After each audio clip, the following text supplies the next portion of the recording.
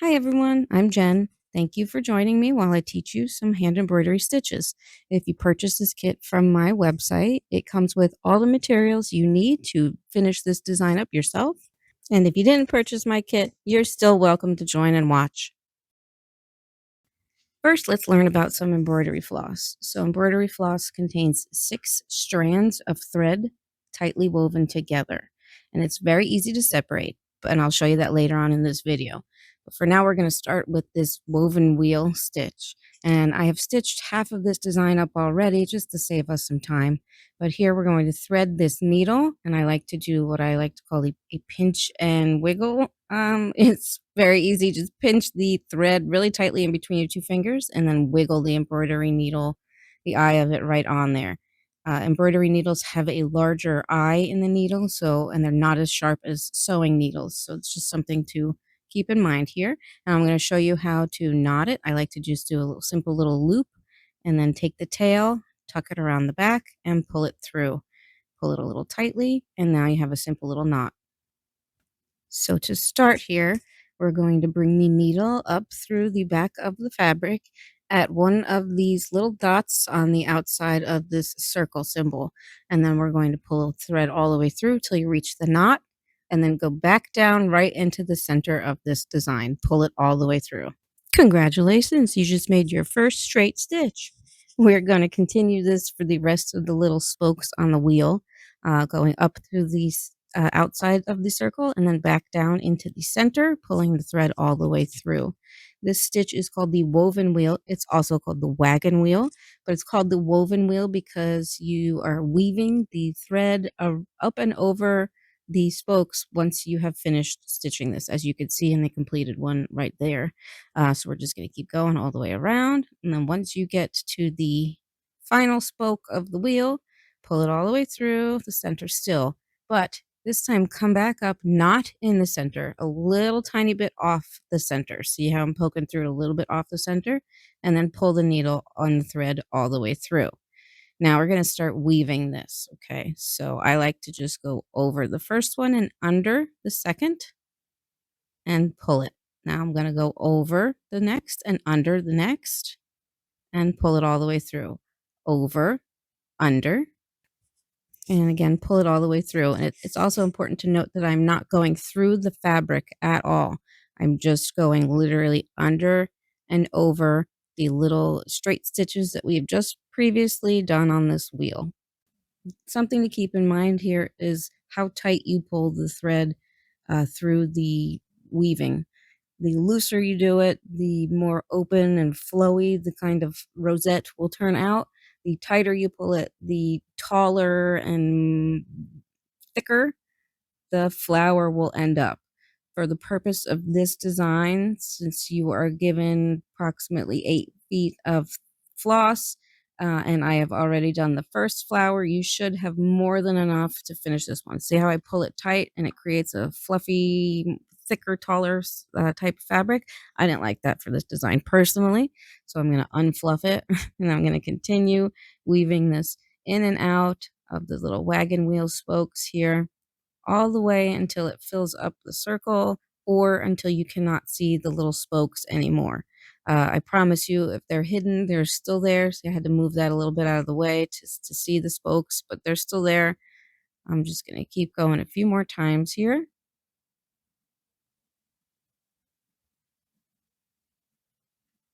Find this one. I had to move it out of the way again. Keep going. Okay, and then to finish it, all you're going to do is just bring the needle right through the fabric at a good ending spot to make your last little petal. And you can see I'm going to do that right here. It's a good spot on the end. Pull the needle all the way through. There you go. Now I'll show you how to knot it on the back. Once you have the hoop flipped over, you make a simple little loop, and I'll show you. Take the remaining thread, make it into a circle shape like this, and then bring the needle and the thread through the back to create a little knot. Use the needle to pull that little knot down closer to the fabric to make a tight little finishing knot.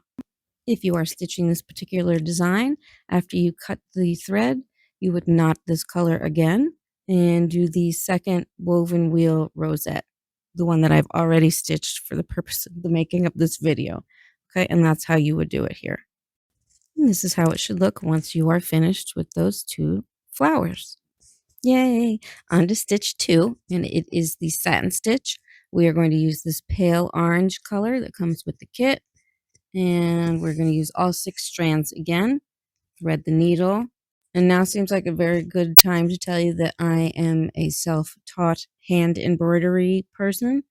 I have been doing this since probably the early 90s. I learned it from my mom and her friend. They used to do all the kits back in the day. And so, you learn from watching them type of thing. All right. Anyway, moving on to the satin stitch here. This is how you do it. So I don't know if you have to start in the center, but I like to start in the center. Bring the needle and thread up through the fabric on the outer edge of this circle design. Pull it all the way through. And now you want to bring the needle and the thread directly across from it, back down on the rim of this circle again. Pull it all the way through. You're just making straight stitches in the shape of this circle. Bring the needle up again, right next to the first stitch that you made at the top. Pull it all the way through. Be very careful not to stitch back in the same hole. You just want to be very close to it. And then progress down the whole shape of the circle. Towards the end of the circle on the left side, the stitches are going to get smaller because the shape is going to get smaller. See how that works? Yeah, so anyway, we're going to continue doing these straight stitches as close as possible to fill up this whole left side of this circle. Bring it back down in there and pull it all the way through.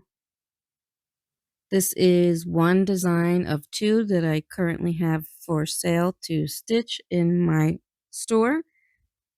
This design is a little bit more complicated just because of the center flower bundle. The stems are a little intertwined with the different types of stitches. Anybody can do it. I know you could do it. It's not that hard at all. It's just a tiny little bit more advanced. There I am. Just going to finish with one more little tiny end stitch. And then I'm going to go back into the center and stitch towards the right. Again, I don't know if this is how you should do it, but this is how I choose to do it. I feel more comfortable working from the widest part, going to the most narrowest part after that. Okay, now that we're winding down to the end of this particular flower, I just want you to be conscientious of the design of the stem of the flower that's coming up behind it. So I already stitched the stem here so you can see that I kind of know where it is, but if you're doing this along with me, you should not have stitched this stem yet. So you're just going to literally go over the line where it's showing that it is. So I'm going to sneak one more little end stitch in here, I think. Yes, I am. I want this flower to show that it is in front of the other little flower stem. So by stitching a tiny bit over it, that portrays that. And there you have it. That's your satin stitch for those 3 little flowers. Flip your hoop on the back. Oh, it's so pretty. I love the way the hoop butts look. Okay, now if you are continuing to stitch these other 2 flowers, you do not have to knot this right here. You can just keep stitching, move right on over to the next ones. But since I've already stitched them, I am knotting it just the same way that I knotted the previous stitch. Cut the extra off, and now we're going to move on to the back stitch. The back stitch is done on these 2 leaves on the right bouquet and the light pastel green on the stems of the middle bouquet. So for the purpose of this design, I'm going to show you how to do the ones on the right first. We're going to take the light pale green and separate the 6 strands by slowly and gently pulling apart the 2 strands from the 4 strands down the entire length of the light green that we have. Now for the next stitches, we are going to use 4 strands of the floss. So if you pull apart the 2 strands, you're going to be doubling it up. Fold it in half essentially once you've threaded it through the needle. So that way when you knot it, you are knotting 4 pieces together. We're going to do the back stitch, and it's called the back stitch because yes, you are progressing forward, but you are stitching backwards to get there. So for instance, we are going to start a little bit inwards on this first stitch, pull it all the way through, and then bring it back down at the beginning of the line. So you can see I'm going to come up again a little bit forward right here at the end of this leaf, pull it all the way through, and then bring it back down to the second hole of the previous stitch. Pull it all the way through. You can see on the left hand side that leaf, how that looks when it's finished. So you want to complete this whole process to get that look. We're going to bring it up a little bit ahead. Try to maintain the same stitch length if possible. It's a little bit harder, but I know you can do it. I'm going to come up again. No, I didn't like that stitch. I knew I didn't like that stitch. Take it out. Come up, move it a tiny little bit. Let's see, tiny little bit, and that's so much better. Pull it all the way up and then come back down into the previous hole. And then continue that all the way through the line. I just want to point out here that it does not really matter where you start the stitch. If you want to do the outline of the leaf first, you can certainly do that. If you want to do the line on the center like I just did first, that's cool too. It doesn't really matter as long as you are just keep maintaining the back stitch motion that we got going on here. And once you have completed this stitch and the outline of this leaf and done both leaves for this flower, you would knot it on the back and then proceed to do the back stitch in this middle group bouquet. See how I've already done the light pale green back stitch for these 4 little stems. But now we are going to take the dark bright green and separate that from 6 to 4 strands. And we are going to do the split stitch for these 3 little light orange flowers now. So load up the 4 threads in your needle, knot it with the simple little knot again, boom. Bring the needle up at the bottom of the line, the start of the line, and pull the thread all the way through and make your first little tiny straight stitch. Just a simple little small stitch, pull it all the way through. And now bring your needle back up in the middle of this stitch that you just made. So you're essentially splitting the previous stitch in half, pull it all the way through, and then progress forward a little bit, a little tiny stitch mark, pull it all the way through again. And again, repeat the process. Come up in the middle. This is why I like to use 4 strands because it's a little bit easier to actually do the split stitch. And then come back down again. While you got this good close-up action going on of this middle bouquet, you could check out, I tried to differentiate between the 3 dark green stems with the split stitch versus the 4 little light green stitches, 4 little light green stems that we do with the back stitch for. And I will do a little close-up and show you how to navigate this little bouquet. All right, just stick with me here while I do a couple more of these little split stitches. This is probably one of my favorite stitches to do, by the way, because it's just very fulfilling. Okay, so you can basically make this bouquet however you want. If it's easier for you to stop the stitches, rather than stitch through it. Like for instance here, I'm going to now just stitch right through it. I kind of left a little space of this dark green line, but if you don't leave a space, that's fine too. You can stitch right up on top of your previous stitches. That's fine. So here we go. Split the stitch, come up in the middle, pull it all the way through. The light green stems, you could see what I mean when I say the stop stitching. So I didn't continue this one top light green stem all the way through the bouquet. I stopped it at that dark green stem that I'm stitching right now because I thought it would look nicer. If you want to keep it, just stitch the line straight through everything. You can certainly do that. It's not going to hurt anything. Make this design your own. That's totally cool. I dig it. Show me how you do it because I want to see the end results of everything. But anyway, so I'm going to make this stitch here and then I'm going to stop it right there. I'm not going to go over this light green one because I want to show that this light green stem is on top of it. So now I'm going to come up here and do a little back stitch just to make this stem meet here and pull it all the way through. and then repeat the split stitch process. So I'm going to split this stitch in half again and then go all the way up to meet the flower. Then repeat this process for the remaining 2 other dark green stems. I'm going to blast through this third one real quick here. Again, this is split stitch, and I'm not going to stitch on top of those other stems. See how I just stopped and then I went to the top? And now I'm going to knot it on the back once I am finished. And that completes the split stitch.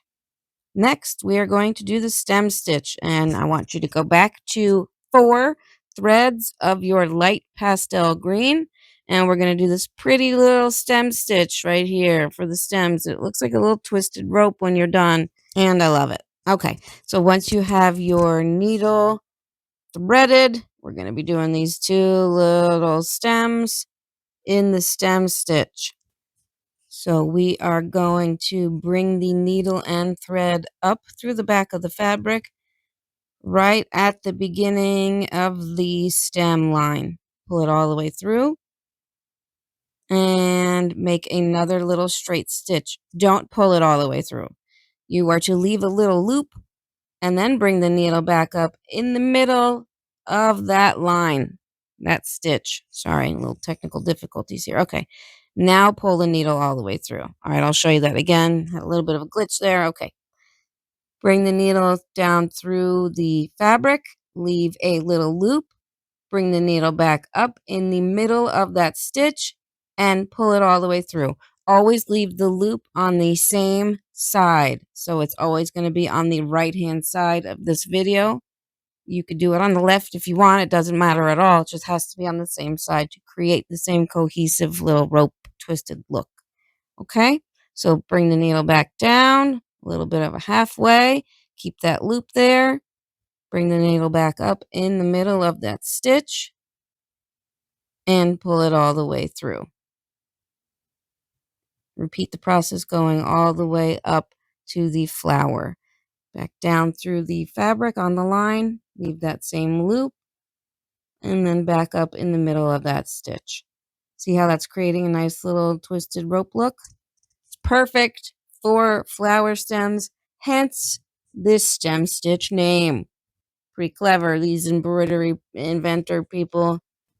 Okay, to end this stem, make one little straight stitch and knot it on the back, and then proceed to do the other stem for that flower. Now I want you to load up the dark green again because we're going to learn the lazy daisy stitch, and the lazy daisy stitch leads into the chain stitch. So thread your needle with 4 dark green threads and then knot it, a simple little knot, and then we're going to do the lazy daisy stitch. That is essentially just a little loop that you are tacking down. So start in the middle, which is essentially the end of this lazy daisy. Pull the needle all the way through and then bring it back down right next to where you came up. Don't pull it all the way through. Keep it a loop and just pull it a little bit to get that loop. There you go. Now I want you to bring the needle back up. See the little straight stitch right there, right at the top of the loop? Bring the needle up, secure the little loop on top of the needle like so, and pull the thread all the way through. Boom. Now secure it and make one little straight stitch. For the purpose of this design, I extended the little straight stitch for this leaf. And here you go. That's a lazy daisy. And we're going to do it again right here for this 4th little leaf. Come up at the start of the lazy daisy stitch, pull it all the way through, bring your needle back down right next to it. Don't pull it all the way through. Make a little loop. Bring the needle up at the top inside of the loop. Pull it through. And then to tack it down, you are going to make a little straight stitch right there. Repeat this for the other lazy daisy leaves that I have already stitched in this video. And for now, we are going to go right to the chain stitch. So the chain stitch makes this chain. So we're going to bring the needle up through the fabric right at this little point of this first lazy daisy stitch. I'm going to get tired of saying that. Anyway, pull the needle and the thread all the way through at the point here, and then put the needle and thread back through the fabric right next to where you just came up.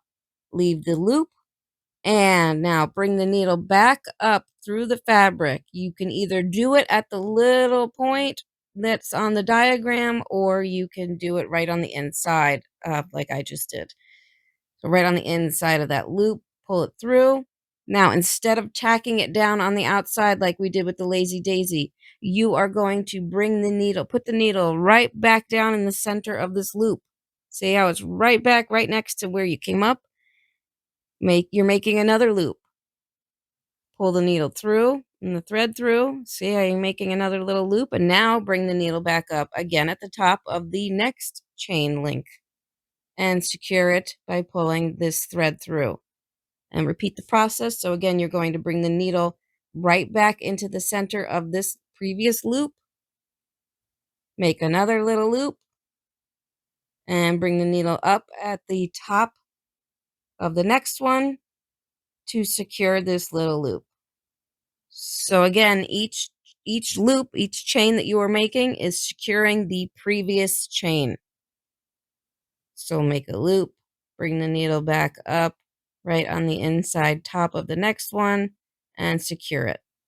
And repeat this process going all the way up this stem of this flower. Try and maintain the same thickness for all the stitches going through it. So don't pull too tightly on one and then looser on the other. Try and make it the same equal width and tightness for each little chain. And once you're done with this top one, you are going to tack it down like you did the Lazy Daisy. So make just one little tack, straight stitch right on the outside of the loop. Bring the needle and thread all the way through, knot it on the back, and now you have done the chain stitch. Repeat this process for the little one off to the side, and there you go. This is what the back should look like. It's a beautiful thing. Knot it just like so. Now that you know how to do all of that, knot it on the back, cut it, and re-knot it because you're going to do these leaves with the Lazy Daisy stitch. They are a little thicker, so see how I'm fluffing them? Don't pull them so tight. So you want them to be a little bit looser. You can tack them down if you want with some other little tacking stitches. If you want to keep them little chunkies, you could certainly do that. But I want you to finish doing the Lazy Daisies on the middle bouquet with the two leaves. Then I'm going to have you do the purple and blue flowers with Lazy Daisy.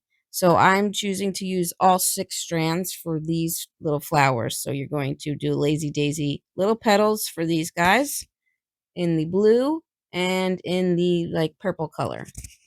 So we're just going to wrap it up here essentially. We'll do the Lazy Daisies for these blue and purple flowers. And the last stitch is after this is the French knots. So once you have finished the blue and the purple, knot them on the back. And now we're going to do the yellow. For this design, I am using all 6 strands of the yellow color for the embroidery floss. I'm going to load the needle up and then knot it. French knots are a little daunting, but stay with me. You will get them done right by the time this video is done. Pull the needle all the way through the fabric, right in the center of this one, and we are going to keep the thread tight with your non-dominant hand, which in this case is my left hand, and we're going to wrap the thread around the needle once and twice. Keep it tight with your left hand and put the needle right back in the fabric where you came out of. Keeping that thread tight, not extremely tight, but tight enough, taut, if you will, and then pull the needle through the fabric. It could be a little cumbersome in the center of this flower because we put the other stitches there, but you will get it, I promise you. Okay, so just keep pulling it, and boom, one French knot is done. She's the thing of beauty, isn't she? Now we're going to fluff it a little bit. Now we're going to do one in this purple flower. Come right up in the center. And keep it tight with your left hand. We're going to wrap the thread around the needle once. And let's see if I like that. Okay, I guess I do. And we're going to just put the needle right back in the center of the flower. Keep it tight with your left hand. Use your right hand to pull the needle and thread through the back of the fabric. Do a little bit of wiggling, a little bit of ziggling. You'll get it. You'll get it. I promise. Try and keep the fabric tight as possible.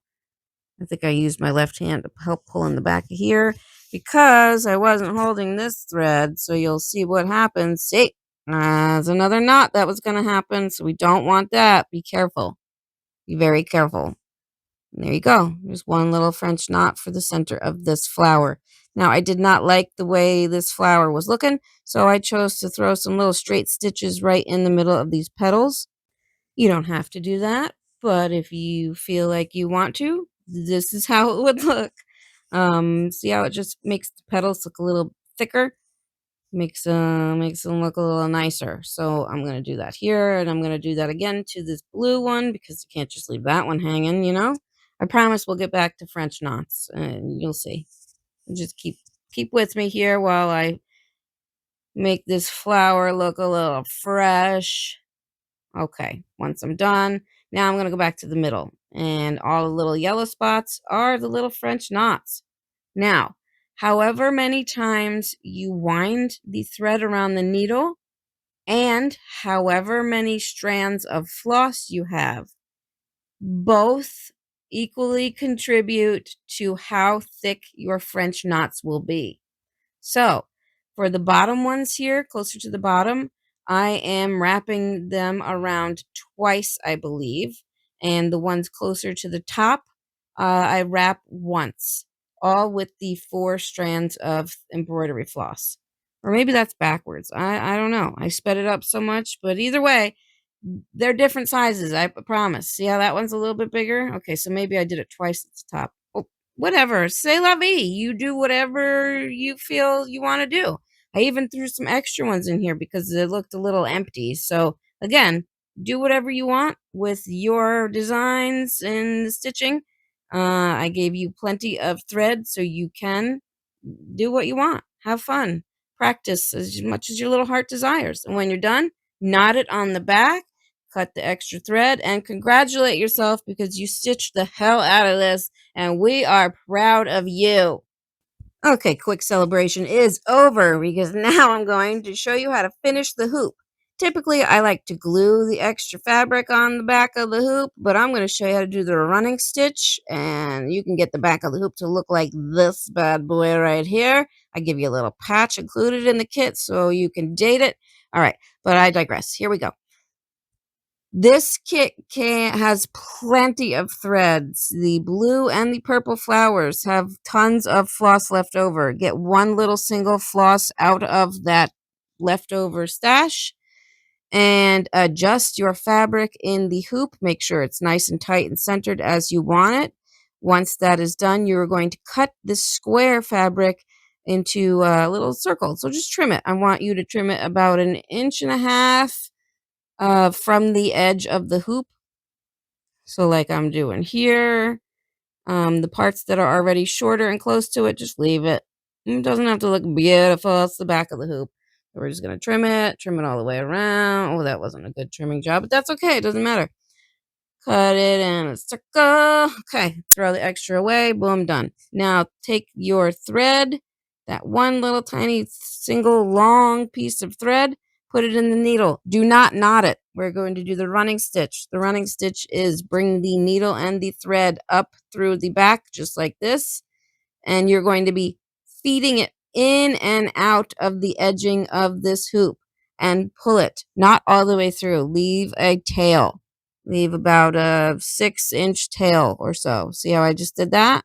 So it just went in and out and in and out. This is called the running stitch, and it's just meant to simply gather the material in a quick manner. So here's a better angle that you can see. So I'm literally just going in and out. Do not go too close to the hoop and do not stitch too close to the edge of the material. you want to find the good medium part of this little spot here. And you're just going to keep going all the way around. Do not pull it tight yet because you did not knot it. So you can pull it through, which would not be the end of the world. You just have to do this process all over again. All right, so in and out, in and out. You were just going right around the whole edge of the hoop. And see, as I go, it's starting to gather it already. That's the effect we are going for. In and out, weaving it in and out here. Back up to the tail that you left. Oops, my thread came unthreaded, so I had to just chuck it all back in there real quick.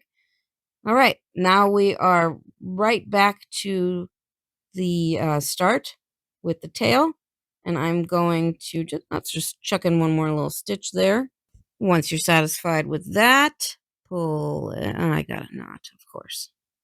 Okay, you should end up with the two pieces real close to each other, right next to each other. I'm taking my needle out, and now I'm going to pull on both of those two tails and see how that gathered. Oh, it was so nice, so satisfying.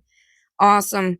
Just knot it as best you can. You might need another set of hands to help you knot it, but I just knotted it that way. Here, I'm showing you a little tiny technique where you stick the extra thread underneath the running stitch, make a little loop, and then pull that tail through, and then pull it tight. There's a little extra way to knot it there. If you purchased your kit from me, it came with this little ember and thread patch that you could glue to the back of the wooden hoop or tack it onto the back, which I'm going to show you how to do now.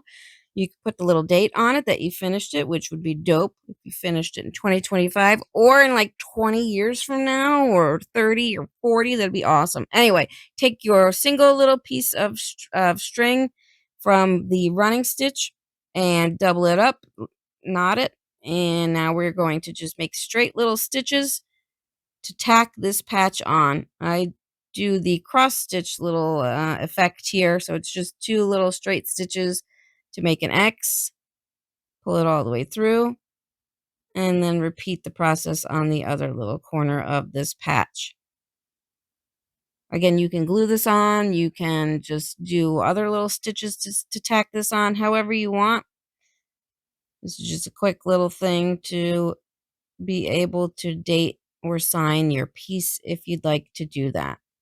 Once you are done, you would just knot it on the back and cut your extra thread off and hang this glorious piece wherever you would like to, because you deserve it. You did an amazing job, and I'm very proud of you, in case nobody said that to you today. So awesome. And here I go. I'm just done. I'm going to knot it a little bit. I'm just going to knot it and then trim any extra little thread pieces hanging. Thank you again for watching, for learning how to hand embroider with me. I hope you learned some really cool things. I hope you use them and show me your awesome stitch jobs that you did. This design is available. This is how it should look when it's all done. Thank you so much. You are awesome. And then this little rainbow one is also available. Thank you. You are the best. Thanks for watching. I love you.